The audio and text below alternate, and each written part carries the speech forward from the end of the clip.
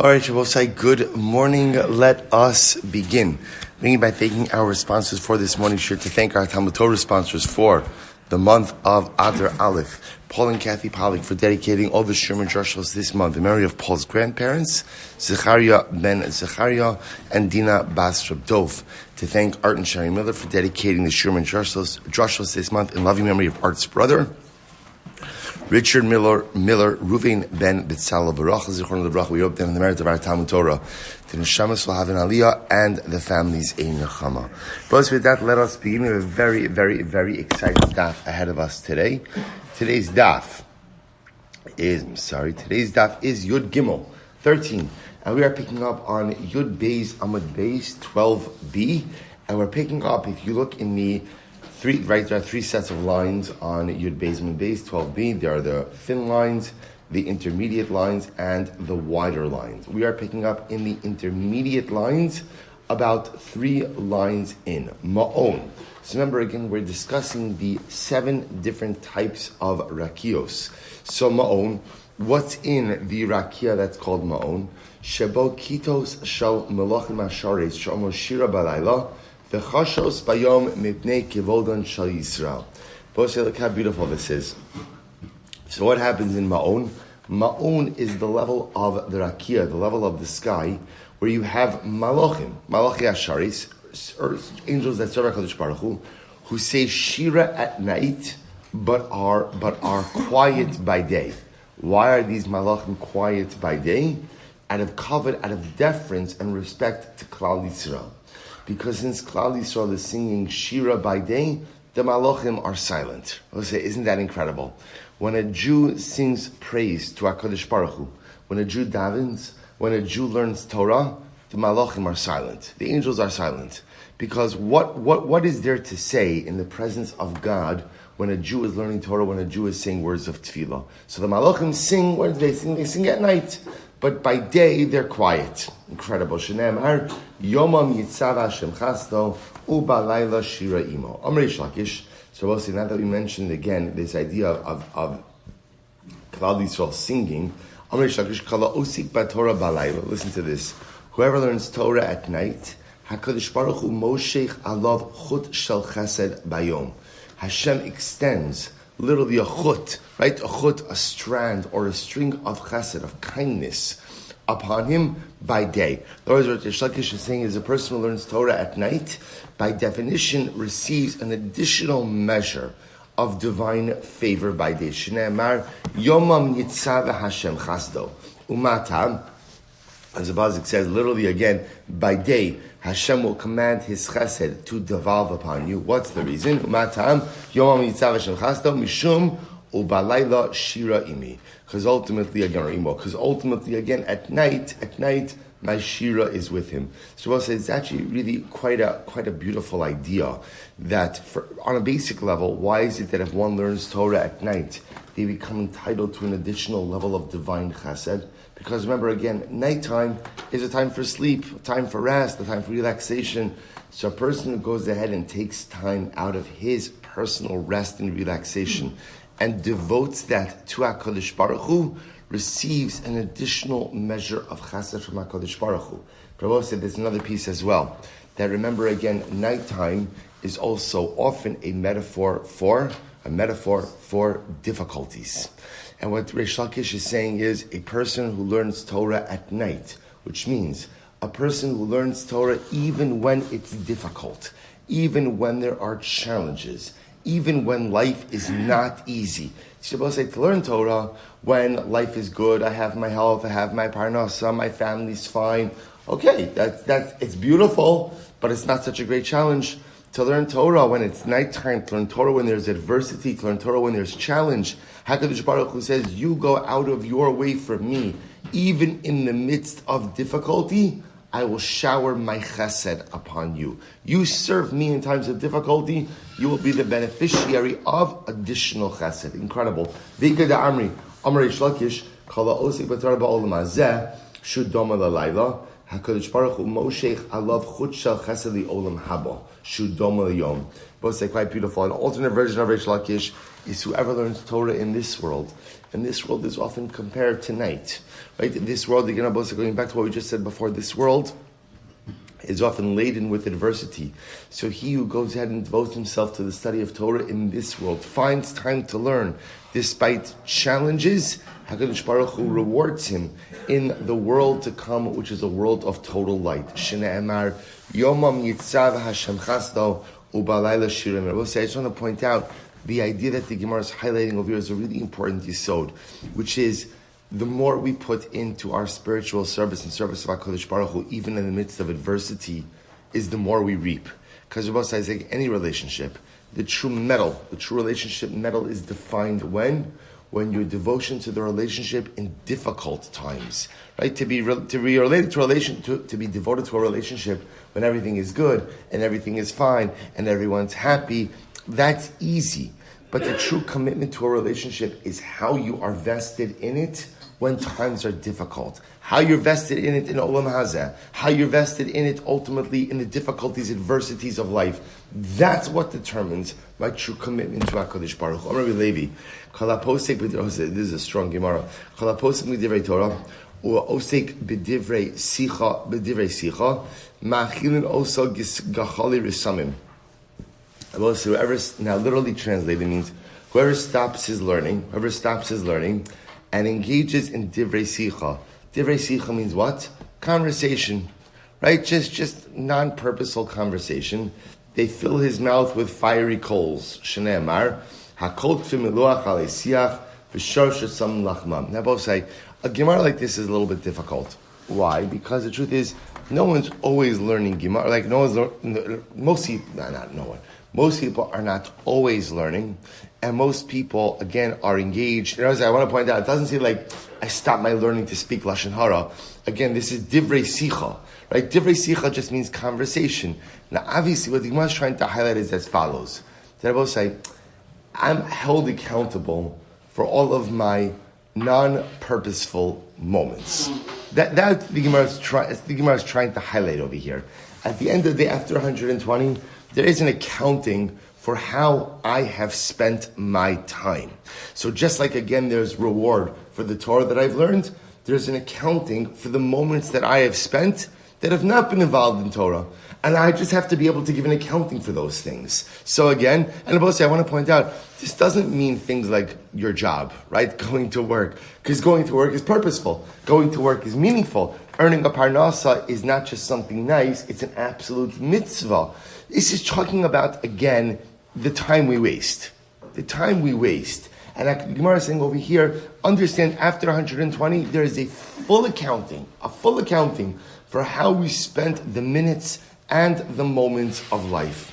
It's incredible. So let's remember again, going back, all of this started with Ma'on, right? And I'm also again, remember, Ma'on is the level of Rakia where the Malachim are singing Shira by night, but are silent by day. How do you know that this is called Shamayim? Shne'emar hashkifa mima'on kodshecha min hashamayim. Good. Machon, the next level of Rakia is called Machon. What happens in Machon? Sheba otzros shalag va'otzros barbos is incredible. What's in Machon? Machon houses the storehouses of snow, hail, alilas talolim roim, destructive dew or destructive rain, va'alias agolim, again where it's stored, the storehouses of water, or destructive water, v'chadara shal sufa usa'ara, and ultimately again the room or the cave that houses the storm winds, uma'ara shal kitor, and a cave of smoke, v'daltosean eish, and the doors to this particular level of Shamayim are made from fire. Shne'emar yiftach Hashem l'chas otzaro hatov. So the Gemara says, one second. Hani berakia isnus. We'll say it's very interesting. So this machon, interestingly enough, is where all of these destructive forces, natural forces, are housed. To which the Gemara says, I don't understand. Are these things housed in the rakia? Hani ba'ara isnuhu. These things are housed on the earth. Dichsiv, Hallelu es Hashem min ha'aretz, Taninim v'chol tohomos, Eish uvarag sheled v'kita ruach sara sedvaro. David HaMelech says, praise Hashem from the earth. And what's kept on the earth? Fire, hail, snow, smoke, wind, destructive winds. So again, this is not housed in Machon, in the heavens. This is housed here on earth. So Amar Yehuda, Amar Arbos is actually incredible. David bikesh aleim rachamim v'horidan la'aretz. David HaMelech requested from Hashem that these items be removed from the celestial sphere and be brought down to the earth. It's wild. Now why? Both listen to this. Bless you. Amar l'fanav Ribbon Shalom. Lo kel chafetz rasha ata. Lo yegurcha. Lo yegurcha ra. So both say, listen to this. So the pasuk's darshan is, so the Gemara says, Sadik ata Hashem, lo yagar b'megurcha ra. Ultimately, David HaMelech says, Hashem, you're so righteous, it's not befitting that negative things should be housed by you.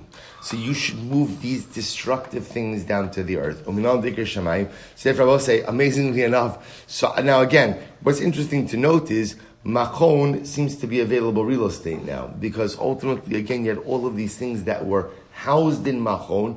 David HaMelech davened that they be removed to this earth, and it sounds like his tefillos were answered.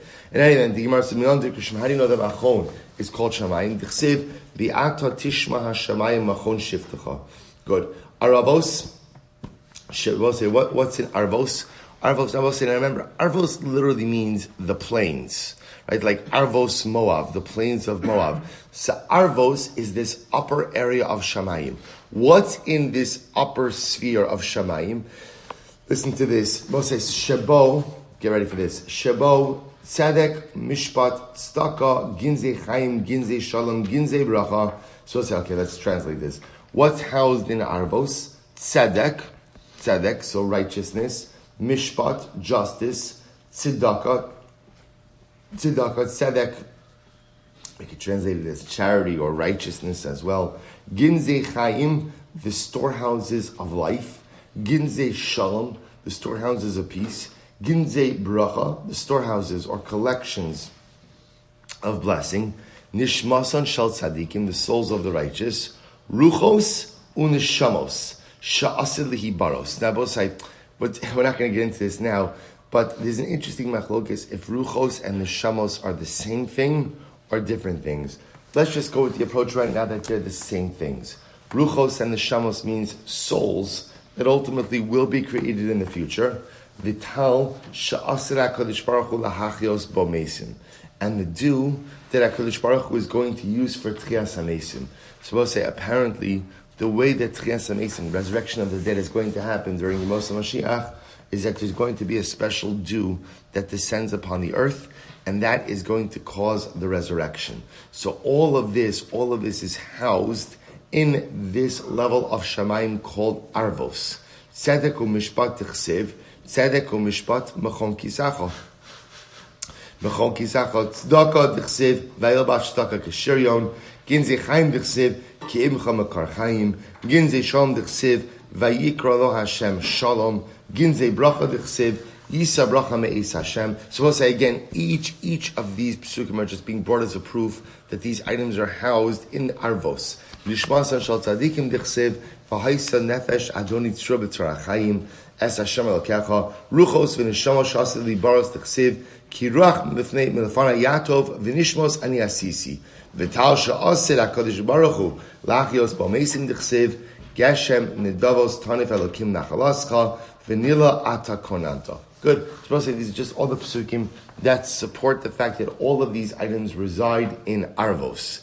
Sham, so we'll say there's more that happens in Arvos. Listen to this. Sham, ofanim usrafim v'chayos hakodesh, umalochi hasharis, v'kisi hakovid, melech el chay ram benisa shochin aleim ba'arvos. We'll say not only that, what else is in Arvos? Ofanim, Srafim, Chayos HaKodesh. We'll say these are different types of angels. Malachi Asharis, other types of angels. Kisi HaKavid, the throne of HaKadosh Baruch Hu, the throne of the Hashem, Melech Kel Chayram V'nisa Shochin Aleim. The throne of HaKadosh Baruch Hu is on top of all of these things. Shnei Amar, Solu Laroche Va'arvos Bei Shemo. Minandik Shamayim. How do you know that Arvos is called Shamayim? Asya Rekiva. Ksiv hacha solu l'rochev ba'arvos uksiv hasam rochev b'shamayim ve'ezrecha. So both say, so Arvos seems to be the highest level of the celestial sphere, with again essentially the Kisei HaKavod, right? The Kisei HaKavod, the throne of HaKadosh Baruch Hu, sitting on top of Arvos. The Choshech, the Anan, the Arafa Makifin also. And the will say, darkness, Anan is cloud cover, Arafa is also intense darkness, surround Arvos. Shene'emar, Yoshes Choshech Sisro Sivivosav, Sukaso Cheshchas Maim Avim Shchakim. Omi Ika Chashucha Kamishmaim. But one second, is there darkness? Is there darkness by HaKadosh Baruch Hu? V'haksiv, v'hu, Gali Amikta, Umistarsa Yada, Ma Bechashucha Unahora Imei Shari. Lokashta was, it sounds like again, there is no darkness with HaKadosh Baruch Hu.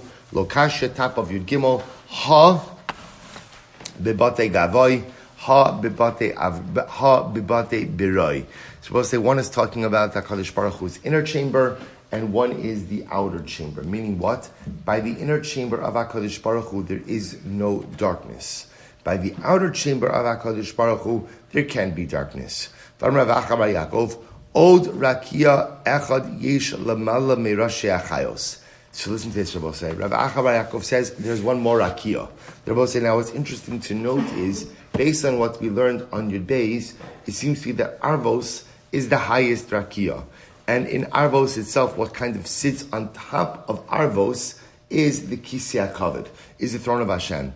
So Rabbi say comes along Rav Achabar Yaakov and says, by the way, there's one more rakia. One more rakia. Yesh Lamala Meirashe Achayos, that's on top of the heads of the chayos, the chsiv, but the chayos are a higher form of malachim. The chsiv udemus al roshei hachaya rakia kein hakerach hanora. So we'll see over here again. The Gemara quoting all of these esoteric psukim. This is from Yechezkel, right? That literally again udemus al roshei hachaya. There's a form on top of the heads of the chayos, which are type of malachim kein hakerach hanora, and this rakia looked like the great ice. Okay, Ad Kan, supposed to listen to this. Ad Kan, yesh lecha reshus ledaber. Rabbi say, up until this point, we have a license to discuss these things. Mikan ve'elach ein lecha reshus ledaber. Rabbi say, from this point in forward, we have no right to discuss. So Rabbi say, so remember again, the great tension in all of these Gemaras is, on one hand, remember, how did we begin? How did we begin this Mishnah? This parak? Right? This parak told us that there are just certain things we don't get into. We don't get into. And I will say, to be clear, not because they're unimportant. They're incredibly important. We don't get into it because the truth is, I will say, I just want to point out to you, I think everybody would agree, these Gemaras are easy to read, but the truth is, they're harder to comprehend than our Gemaras back in Eruvin, right? Or back in these are hard Gemaras. Again, we could read the words. Do we understand what it's talking about? Do we really understand? Okay, it's in this 7 rakiyas. This one's called this one houses this. No idea what this is talking about. No idea what this really means. No idea like how exactly this plays into my life, what I'm supposed to do with it. So I will say that's why, remember this, because that's what we said before. The Gemara says, what's the takeaway? What's the takeaway of all this? What is the takeaway? Takeaway is, there's so much more to the world than what we see, right? We often walk through life, we think, I've got this all figured out, right? I've got this whole thing figured out. I think I've got this life down. I know. We don't have anything figured out, right? Like the Gemara said before, what was it, yesterday's daf? No, it was yesterday's daf. That a person stands, right? The person stands, the Gemara says, Oy lehem labrios, sharos, ve'inon yodos maros. Both the creations who look, and I don't even realize what I'm looking at. I'm standing in a world and I don't even understand what I'm standing upon. The Gemara is trying to cultivate for us a profound sense of appreciation as to the vastness of the universe which surrounds us, because the vastness of the universe, the vastness of the Rakios, endows us with a heightened appreciation for the greatness of the Ribbon Shalom. That's the takeaway. That's the takeaway. So the Gemara says, good, you got that? You got that takeaway? Greatness of HaKadosh Baruch Hu, vastness of the universe gives me greatness of HaKadosh Baruch Hu. Good. Up until this point is what we're permitted to learn.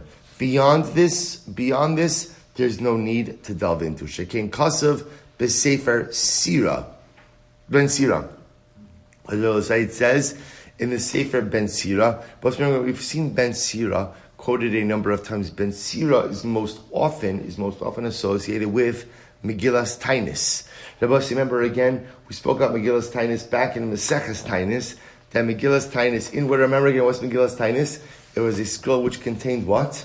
The days you're not allowed to fast, right? It sounds like a little bit strange, right? Megillas Tainis contains the days you're not allowed to fast because it was filled with days of minor miracles. So because they're minor miracles, you can't fast. Remember, we don't have Megillas Tainis anymore. Remember, even days like Hanukkah and Purim, we mentioned Megillas Tainis. So Ben Sira is most closely associated with that. But in Sefer Ben Sira is a little bit different. Sefer Ben Sira was a book of more esoteric knowledge. In Sefer Ben Sira it says, listen to this, B'mufla mimcha al tidrosh. With that which is beyond you, don't, mufla means pella, right? That which you can't comprehend, don't get involved in it. U'b'mechusa mimcha al tachkar. That which is covered, that which is obscure from you, do not delve into it. B'ma shehorishta hisbonein. Let's say that which you're permitted to go ahead and delve into, try to understand. Ve'im lecha isek b'nistaros. Do not try to involve yourself with that which is hidden. Let's say, so again, what a tremendous statement, right? Ben Sira is saying, know what you know, right? Develop what you know, delve into what you know, what you can know, and leave the other stuff alone. Leave the other stuff alone. Let's say, so incredibly profound that Ben Sira telling us there is a body of knowledge that's there, but we don't have to know it. So therefore, there's so much that we do have to know, so much that we do have to delve into, that's what we should be focused on. But let's say just a general idea about how in life you have to be so careful about what you spend your time on and what you devote your energies to. I will say, because as I mentioned this yesterday on Sunday also, there could be many things in life that are important, but they're not important for me. And sometimes the difficult thing in life is knowing what's important versus what's important for me. There are a million things that are important to get done, maybe not important for me to get done. And what often happens in life is we get involved in things that are important, but I really should not be doing them. And I end up therefore doing them, getting involved in them, and missing out on the opportunity to do the things that are truly important for me. So Ben Sira says there's a lot of important stuff in this world. Get involved with the stuff you should be involved in. Stay away from the things that you shouldn't be involved in. Not because they're not important, but because they're not mission critical for your self-actualization. Incredible. So we'll say, right? Isn't that the greatest challenge? On any given day, what should I get involved in? What should I not get involved in? Right? I'm sorry? I ask your wife. Right, good. That's always a good question. Always a good approach. I'll say, right? An incredible yesod, because it's easy. You can spend an entire day. I'm busy the whole day. Well, so you ever have a day like this? Busy the entire day. Didn't accomplish one thing that I was supposed to accomplish. Busy the whole day with important things. Right? But Lamaisa didn't accomplish one thing I was supposed to accomplish. Why? Because I got involved in things that were important, but not important for me. Incredible. Tanya, I'm Rabbi Yochanan ben Zakkai. So let's listen to this. This is incredible Gemara. Mat shuva heshivasa baskala osa rasha b'shar she'amar ele abama se'av adameh le'elyon. So this is actually incredible. This is a pasuk here from Yeshayahu. So remember, this is talking about Nebuchadnezzar. So Nebuchadnezzar made the statement, Ale abama se'av, I will rise up on top of the clouds, adameh le'elyon, I will be like a god. So this is Nebuchadnezzar who said this, right? Nebuchadnezzar was an incredible Baal Gaiva. This is what he said he was going to accomplish. I'll go on top of the clouds, I'm going to be like God. So Abaskal came out and answered him and said, really? You're going to go on top of the clouds, you're going to be like God? Let's talk about this just a moment. Yatzis Abaskal v'amralo, Rasha ben Beno Shal Nimrod HaRasha, Shehemrid Eskala Olam Kula B'Malchuso. Wow. So first of all, the Baskal says, Nebuchadnezzar, Rasha ben Beno. You Rasha, you son of a Rasha, you grandson of a Rasha, you great-grandson of a Rasha, the great-grandson of Nimrod. I remember that's going back a number of generations. Nimrod was the times of Avram Avinu, right? Nimrod, why was he called Nimrod? Nimrod is lashon of Morad, rebellion. Nimrod was the first person to lead mankind in a rebellion against God, a theological rebellion. So he calls Nebuchadnezzar Yurasha, son of a Rasha, grandson of a Rasha. Kol ha'olam kulo b'malchuso. The entire world is under the dominion of God. Kama shnosav shel adam. How many years does man live? Shivim shana. Right? If man is lucky, he lives 70 years. Shneimar. Yimei shnosav bahem shivim shana. Vim bigvuros shmonim shana. So we'll say a person lives 70 years. If they're lucky, right? If they're strong, if they have gvuros, they'll live till 80. So we'll say, watch this. V'alo min hashamayim ad l'rakia mahalech chamesh me'os shana. Rabbi said the distance from earth to Rakia. Rabbi said, now remember again, what's Rakia? What's Rakia? Rakia is the sky divider, right? Rakia essentially is the divider between what we'll call this world and the celestial sphere. The journey from this world to the Rakia, to the divider, is 500 years. 500-year journey. Va'ovyav shal Rakia. And ultimately, again, the thickness of the rakia, va'ovyav shel rakia, mahalech chamesh me'os shana. So we'll say, interestingly enough, the thickness of the rakia itself is 500 years also. So it takes 500 years to get to the rakia. Once you get to the rakia, to traverse the thickness of the rakia is another 500 years. V'chein bein kol rakia v'rakia. And I will say to travel from one rakia to the next, and there are 7 of them, right? At least, possibly 8, right? 7 rakios is 500 years in between each rakia. Olam alamehen, chayos hakodesh, and above the last rakia, that's where the chayos reside, right? So above all the rakios are the chayos.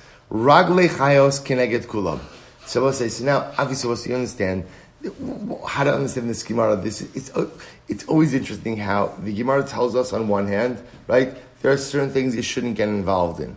Then the Gemara gets involved in them, right? It's such an incredible thing. Almost like the Gemara can't hold itself back. And we read it, no idea what it's talking about. So we've got 500 years until the Rakia. 500 years, the thickness of the Rakia. Each Rakia, 500 years. Above all of the Rakios, you have where the Chayos, right? High level of Malach, and that's where they resolve. Now, what does this mean? Ragle chayos keneged kulam.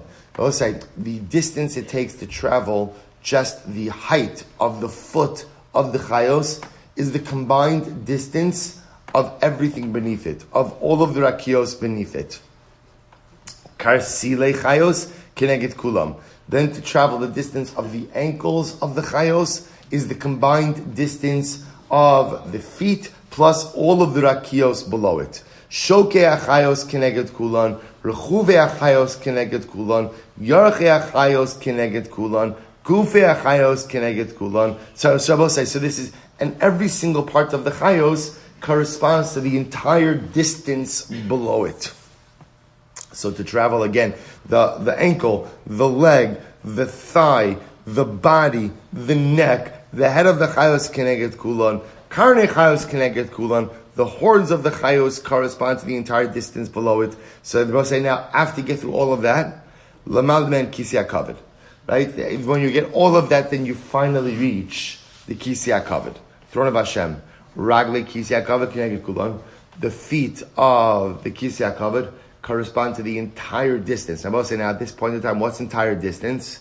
The entire distance of the chayos, right? Which again, the horns, the head, the neck, the body, thighs, upper leg, lower leg, ankles, feet, all of the lower rakios, right? That's the legs of the kisi hakavod. L'mal me'en. Kisi hakavod keneged kulan. Then the chair itself, right? The actual kisei, right? Which I guess we mean like the seated part of the kisei, keneged kulan. Ultimately corresponds to all of the areas below it. Melech el chai v'kayim rav v'nisa shochin aleim. And upon all of that, HaKadosh Baruch Hu resides. Kiviyachol. So the Gemara says, HaKadosh Baruch Hu says to Nebuchadnezzar, Shua says to Nebuchadnezzar, and you said, V'ata amarta, Ela b'mase'av, Adam el elyon. Nebuchadnezzar, really? Really?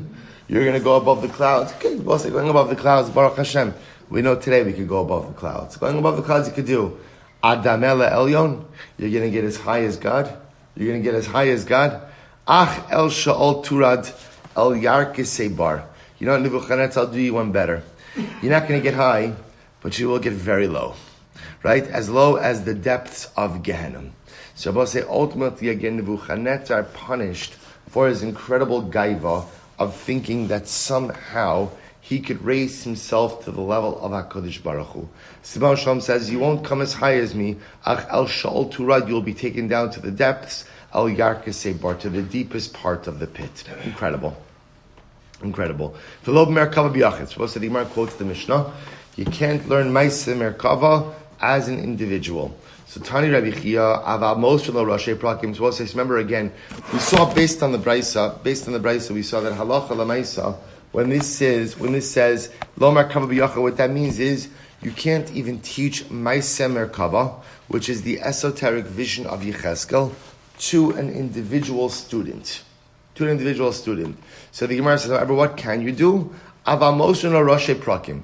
I will say you can give kind of Rashi Prakim. Rashi says as Rashi Parshio Sheba. I guess what we'll call, for lack of a better term, esoteric highlights. You can give esoteric highlights. And you're going to say the idea is if the Talmud is able to chop it on his own, right? If he's able to go ahead and understand things by himself, then halacha l'maisa, that works. That's what it means. No, Rashi Prakim. Rabbi Zera. In most Rashi Prakim, Allah av bezdin. Supposed to say this is very interesting. So the Gemara says, even Rashi Prakim, you can only give Rashi Prakim to an Av Bezdin, Rabbi supposed to be an Av Bezdin, a Talmud Chacham, an accomplished Talmud Chacham, Ulechol mi shelibo doeg bikirbo.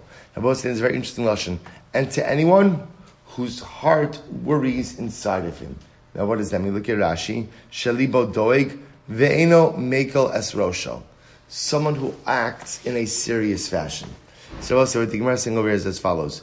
You can give over Rashi Prakim, right? You can go ahead and give over kind of highlights of Maaseh Merkava to someone who is a Talmud Chacham and has a seriousness to him. That's Inli Dobu Kirbo. Seriousness, right? Rashi again. Eno mekel es rosho. He doesn't act in a jocular or non-serious fashion. So if he has a certain level of personalistic seriousness, plus he's a Talmud Chacham, you could give him over Rashi Prakim. Ike Amri, others explain, V'hu shalibo doeg b'kirbo. Ultimately, he mamish has to possess both of these qualities. Rashi says, tartibo, it's not an either or, but he has to be both a Talmud Chacham and have a serious disposition. Incredible. Rabbi Abi, in most Sisrei Torah, because it's actually pretty incredible. You can't, intermediate wide lines. Rabbi Ami says, in general, you can't give over the more hidden dimensions of Torah, esoteric Torah, except to someone, to someone who has these 5 qualities. What are the 5 qualities? Sar Chamishim. Literally, again, he has to be in charge of 50 people. Now, what does that mean? A person who's a leader. They both say, we'll define all of this. Sar Chamishim.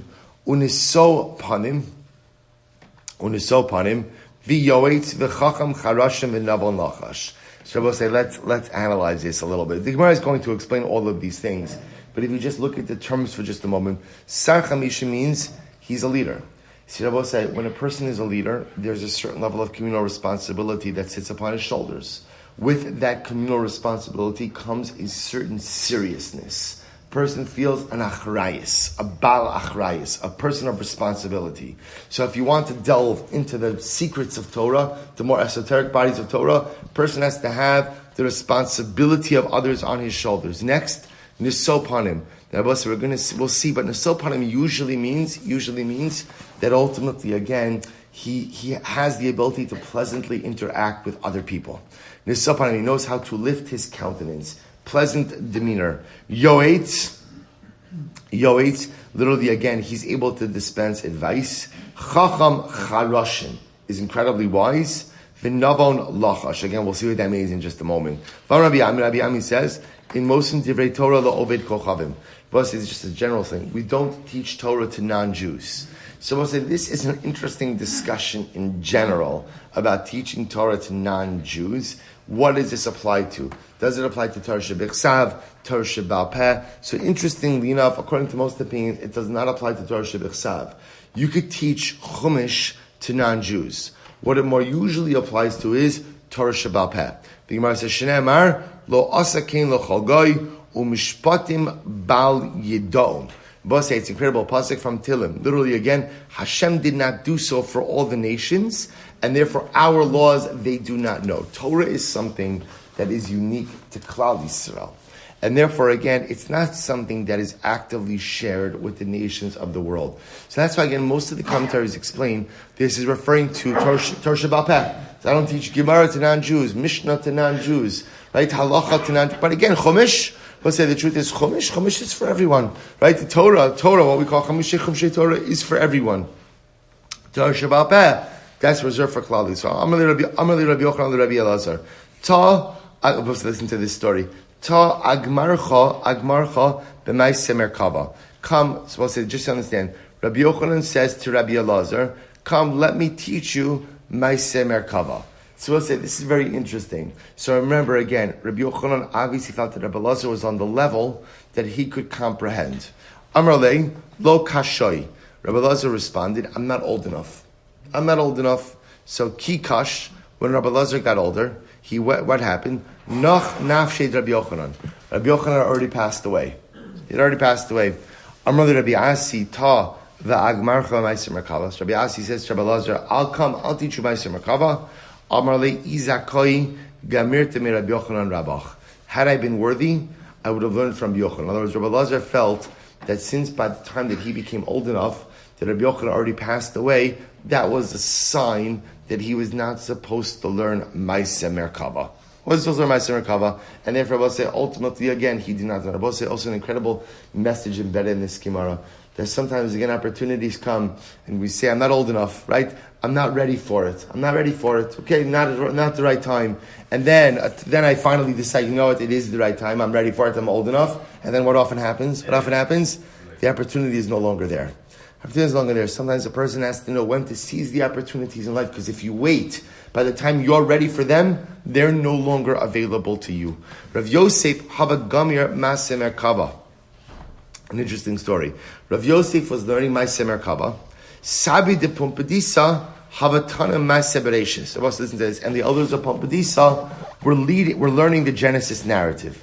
Amruleh, they said to Rav Yosef, Ligmar lan mar Ma'aseh Merkava. So the elders of Pompadisa said to Rav Yosef, can you teach us Ma'aseh Merkava? Amruleh, Rav Yosef, I'll make you a deal. Agmar li Ma'aseh Bereshis. So you teach me Ma'aseh Bereshis, and I'll teach you Ma'aseh Merkava. Bas, so they said fine. So Rav Yosef learns from them Ma'aseh Bereshis. Basa the Agmarun. So after they taught Rav Yosef Ma'aseh Bereshis, Amrulei Ligmarun Mar b'Ma'aseh Merkava. They said, Rav Yosef, teach us Ma'aseh Merkava.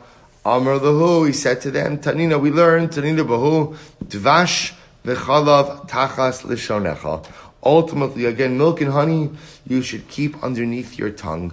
Dvarim hamasukim midvash v'chalav, things that are even sweeter than milk and honey, yetachas l'shnech, remain under your tongue. In other words, don't share.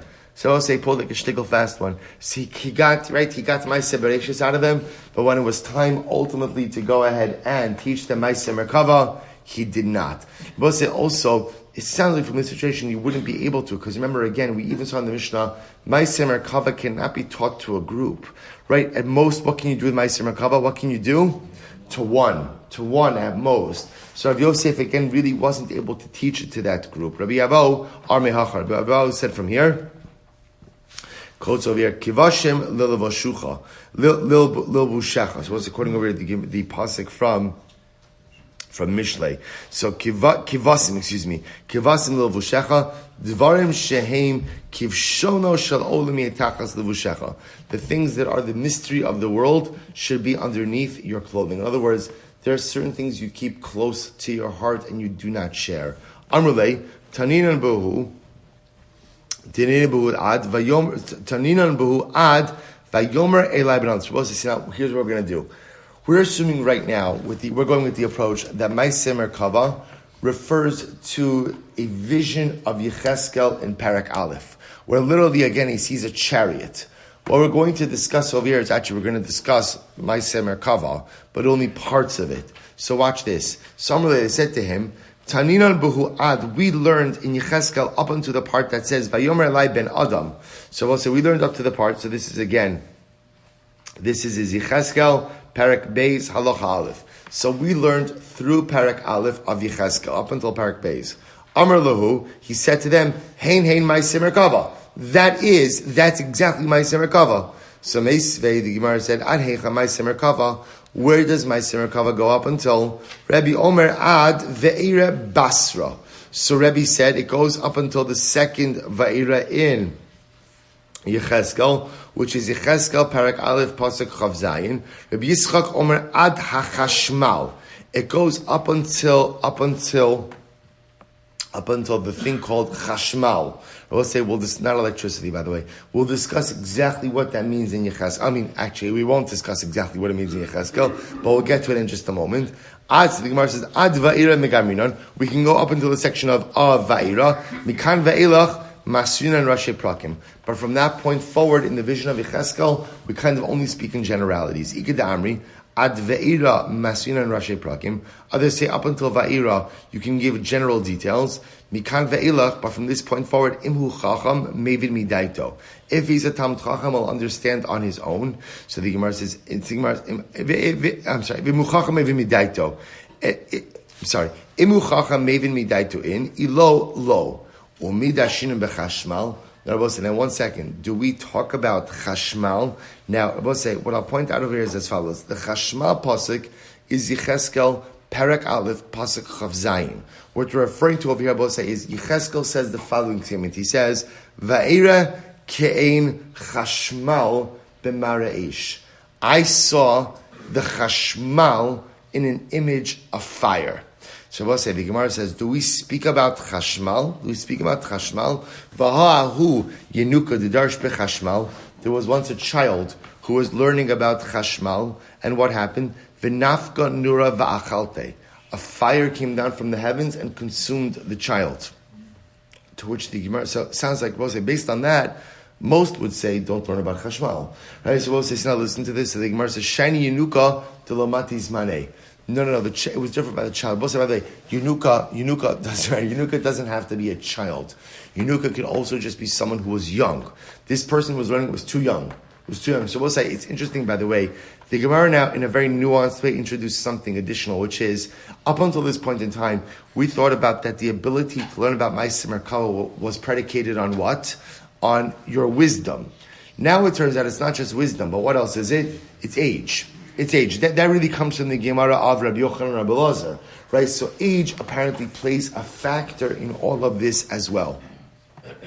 So the Gemara says, Amr Rav Yehuda, Baram, Zachar Osa Ish Latov, V'Chananya ben Chizkiya Shmo.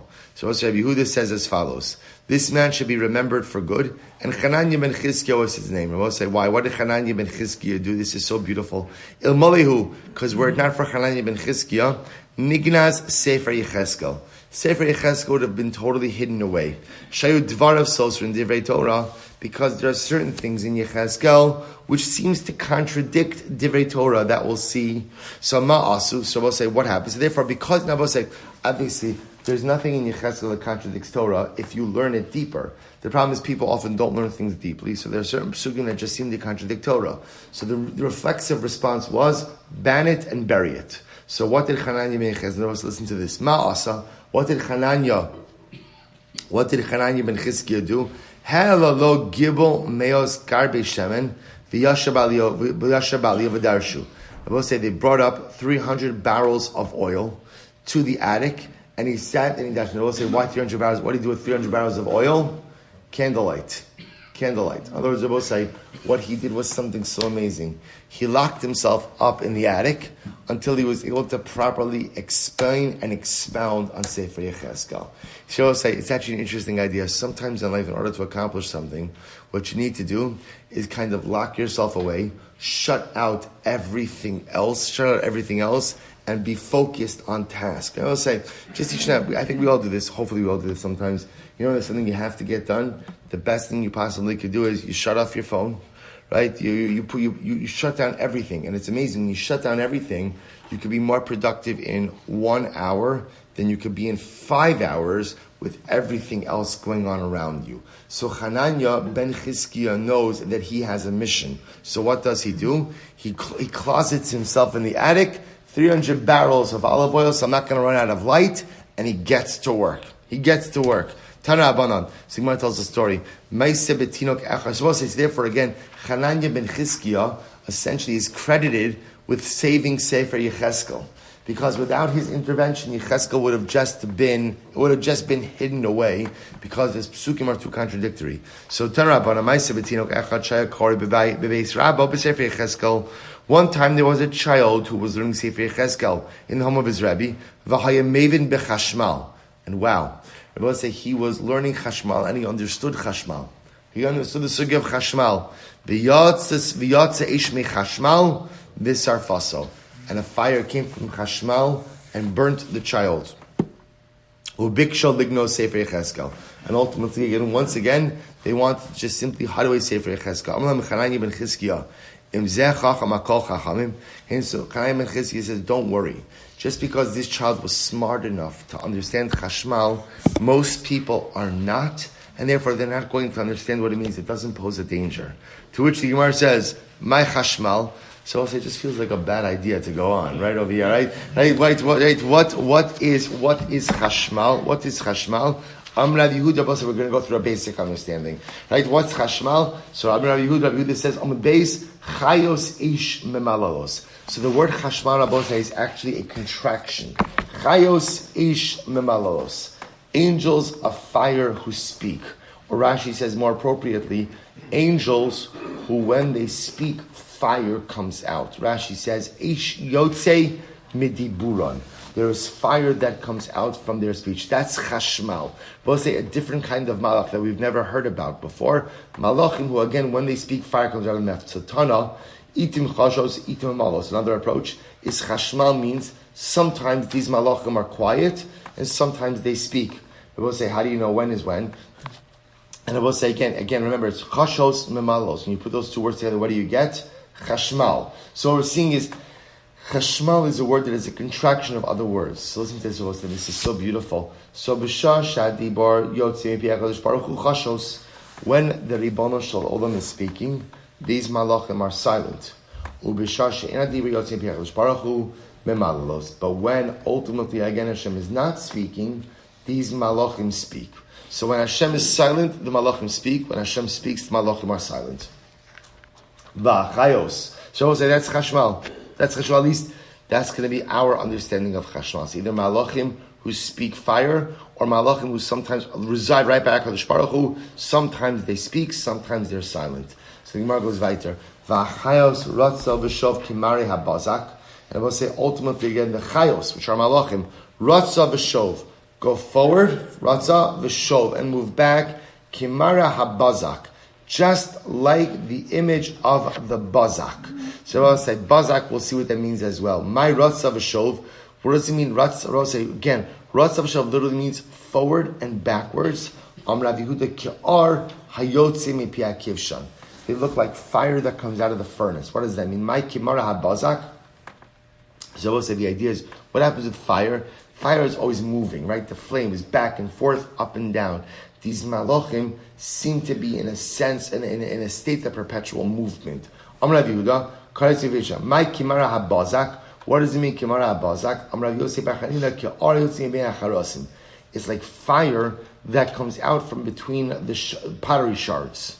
So we'll say, Rashi points out over here, if you're trying to go ahead and melt gold or form gold, they also would go ahead, they would have a fire and pottery shards in the fire. So the way the fire jumps out from between the shards, that's Mara HaBazak. Ve'erev ve'hine ruach sa'ara ba minat safon. Anan gadol ve'ish mislakachas v'noge lo saviv. Umitocha ke'en ha'chashmal mitocha ish. So we'll say here once again, the Gemara quotes in the Pasuk in Yecheskel, that literally again I saw, this is describing Yecheskel's prophetic vision. I saw, there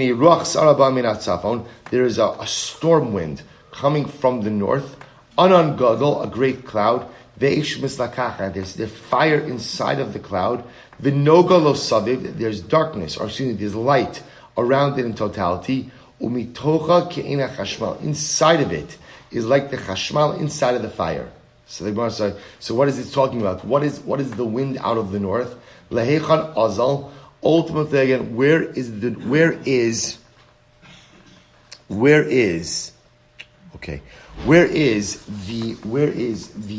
wind from the north going? Shalach lichbosh es kol olam kulo.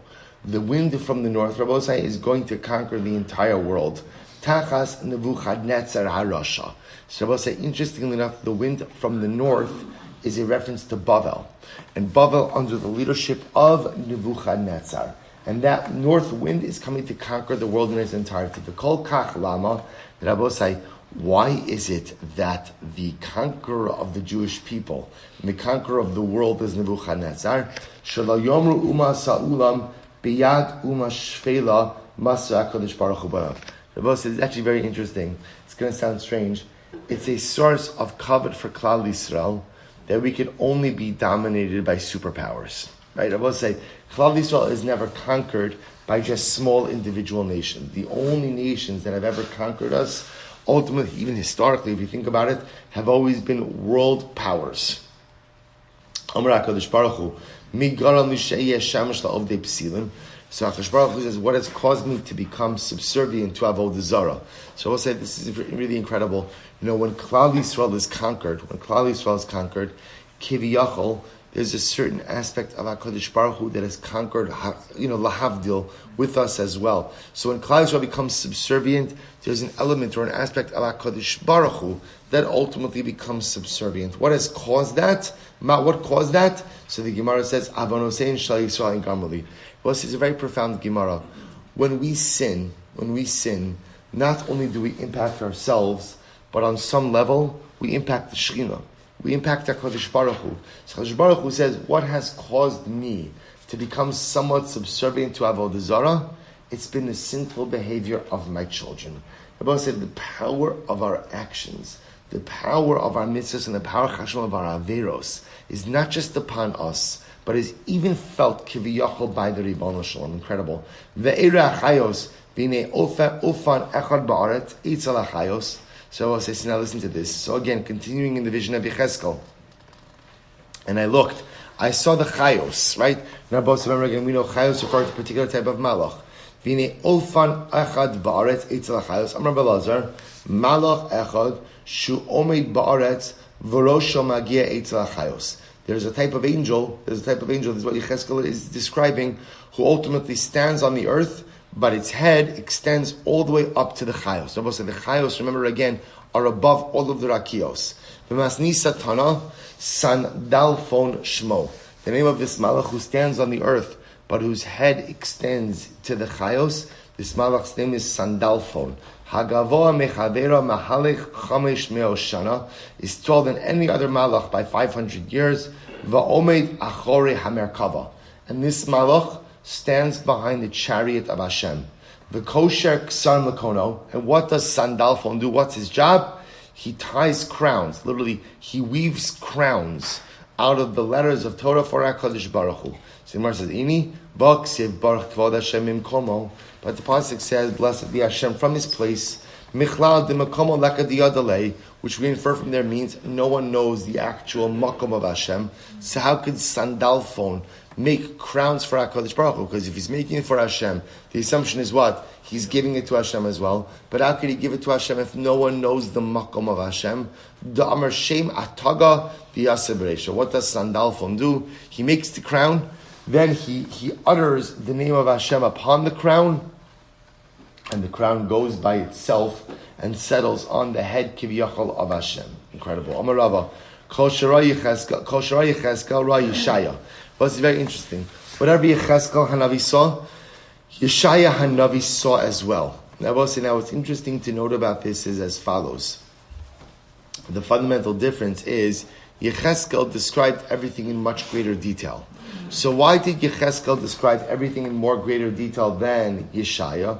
Listen to this. This is incredible. So Lema Yecheskel Doma leben Kfar Shara Samelach.